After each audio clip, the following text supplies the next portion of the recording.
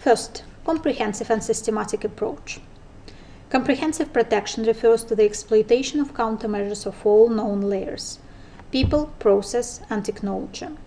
Countermeasures could include, but are not limited to, an organization's strategy, policies and procedures, business processes, training and educational programs, technical security controls, and legal measures. A systematic approach refers to addressing information security at every stage of a system life cycle. For consistency, I refer to SAP's life cycle here. And the main point is that the specifics of the collaborative de-perimeterized environment should be addressed at every protection layer and at every stage of a system development life cycle. We consider comprehensive and systematic approach to be the most important and unconditionally required factor of a successful implementation of a security architecture. Adjusted security framework. Unfortunately, organizations could not rely entirely on any of the existing information security standards or best practices, and there are two underlying reasons for that.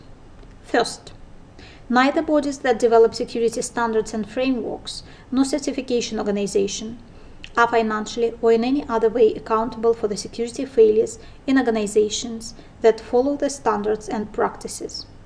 There are no economic incentives there, which according to Ross Anderson are crucial. Second, existing standards and best practices fail to address the rapidly changing environment and newly emerging threats in a timely way. This is based on the line-by-line analysis of the ISO 27001 and ISO 27002. And the conclusion of that analysis is that these standards do not address the collaborative de-perimeterized environment adequately. In this sense, the 10 factors we identified could be considered as an extension to the ISO 27000 family of standards, and also such frameworks as COSO and COBIT. And this extension will help to deal with the issues rising from collaboration and de-perimetrization. Thus, at present, any organization should not only adjust the security framework to the specific business context, but also to fine-tune it to the constantly changing environment. Third factor, senior management role. The collaborative de-perimeterized environment gives rise to some additional responsibilities that senior management should undertake. Only top managers are able to answer vital questions listed here. So, in addition to coordination of security countermeasures within the organization, senior management should be involved in agreeing of security strategy and policies with collaborating parties. It should be concerned about how organizations' information is protected while it's stored or processed outside of the organization's perimeter. Fourth factor, responsibilities, allocation, and required qualities of information security personnel. A discussed environment generates new responsibilities not only for managers, as discussed above, but also for information security personnel. Some newly emerging responsibilities are listed here. The most important out of them is coordination of all information protection activities. And I give you an example. Information sharing strategy is defined by business experts. Technical controls implemented by computer and network specialists. Liability for information misuse is defined by legal staff. All these countermeasures contribute to information security and therefore require an overarching administration. With regards to the qualities of information security specialists, it's clear that they should have up-to-date technical knowledge, an understanding of business and economics, and good communication skills. However, we believe that the most important quality of information security staff is open-mindedness. I'll explain. People responsible for information security should perceive an overall protection of information as their major goal, rather than the achievement of fixed set of security goals predefined in existing standards. Furthermore, information security personnel should be ready to protect information from both known and unknown threats and quickly adapt to the new environment. Generally, they should expect unexpected. To all these abilities, to this kind of mindset, we refer to as open-mindedness. 5. Up-to-date security policies and procedures. The organization's security policies and procedures should be constantly revised and improved in order to be adequate for a rapidly changing environment. The process for the introduction of a security improvement should be predefined. The process should involve all parties that may be affected by an improvement, including external parties. There are 3 hot areas that are at present poorly addressed by security policies and procedures and need further attention: mobile communications, social networking, and social engineering. Involvement of interested parties. ISO 27001 implicitly limits interested parties to employees and stakeholders of an organization. In the collaborative de-perimeterized environment, first, the scope of the interested parties become broader. Apart from interests of internal parties, interests of employees and stakeholders of external parties should be taken into account. Second, a more in-depth involvement of external parties is required. An example: ISO 27002 considers an information security policy document as a purely internal one. The document only in some cases communicated to the external parties. But in the collaborative de-perimeterized environment, parts of information security policy document would address protection of information outside of an organization's perimeter, while information is stored or processed by an external party. And these parts of the document should be developed with the close cooperation of the parties involved. 7. Information security training and awareness. Training and awareness programs require regular revision and updates in order to remain adequate. A quick example of a lack of up-to-date awareness. In May 2009, an Italian nurse published on her Facebook profile 50 photographs taken at her workplace in an intensive care unit. On some photographs, patients were visible. Another nurse published photographs of her drunken patient with some offensive comments. Only after these alarming cases, the authorities released a short guide about social networks. Furthermore, the reasoning behind information security countermeasures should be made clear to personnel in order to overstep rote compliance. Rote compliance means a mechanical following of some rules without understanding why people should do it. But rote compliance is only sufficient until an unforeseen situation occurs. In terms of its security training and awareness programs, hardly any organization will be able to keep pace with the fast evolution of technologies. Therefore, any security training or awareness program should have 2 major aims. First, to teach system users to exploit common sense when using new progressive technologies or working in unforeseen circumstances. We can talk about domain-specific case studies here.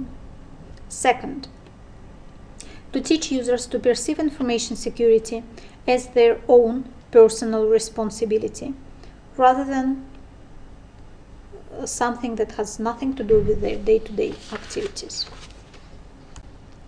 8. Approach to outsourcing. Many organizations outsource IT functions. The reason is obvious. Outsourced services may cost several times less than maintaining in-house IT. Any company should differentiate service outsourcing and information security outsourcing. Information security is not a feature provided by default. The major concerns of management about cloud computing are where the data is stored and who has access to it. All these issues should be clarified, negotiated, and if required, carefully declared in a contract. Cloud service provider would not develop a security strategy for a company. The company should either develop a security strategy in-house or hire a company that's specializing in information strategy development. But finally, It is not a question of what is more secure, in-house or outsource IT, or what is better, externally or internally developed security strategy.